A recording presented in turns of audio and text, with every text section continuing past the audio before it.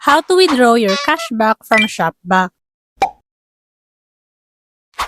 First, go to Shopback app, go to Account tab, and here's my available to withdraw money that I got from shopping online. Yes, these are the cashback I got from shopping sa Shopee and TikTok. Since dyan naman ako laging nag-online shopping. And sa mga bonus from challenges as well. Actually, maraming beses na rin akong nakapag-earn dito sa Shopback since 2021 pa. Mahilig kasi akong mag-online shopping kaya marami na din akong cashback na naipon at na-withdraw. Anyways, let's withdraw na this money. Matagal ko na pala na-add dito yung GCash account ko at PayPal. Yes, aside sa mga bank accounts, pwede din dito ang e-wallet like GCash para ma-withdraw yung cashback natin sa Shopback. And may tutorial video na ako sa YouTube channel ko kung paano mag-link ng GCash account sa Shopback. So yung minimum withdrawal pala is 200 pesos. So ito yung balance ko. Lalagay ko lang dito yung amount na gusto kong withdrawin.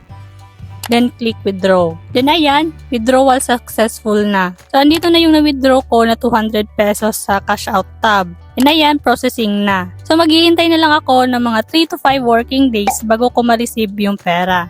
And ayan, back to zero na din yung available to withdraw ko. So nag-email na din yung Shopback regarding doon sa ni-request ko na withdraw. Like confirmation lang naman to na na-receive na nila yung request ko. And also, they will email you kapag na-process na nila yung withdraw ko. And also, they will notify you through email as well kung na-send na nila yung pera sa account natin. And ayan, na-check ko na sa GCash ko at dumating na yung 210.87 from Shopback. Walang labis at walang kulang. So ganun lang naman kadali mag-withdraw sa Shopback. So 3 days lang natanggap ko na yung cashback sa Shopback. So if you have any question about Shopback, feel free to comment lang.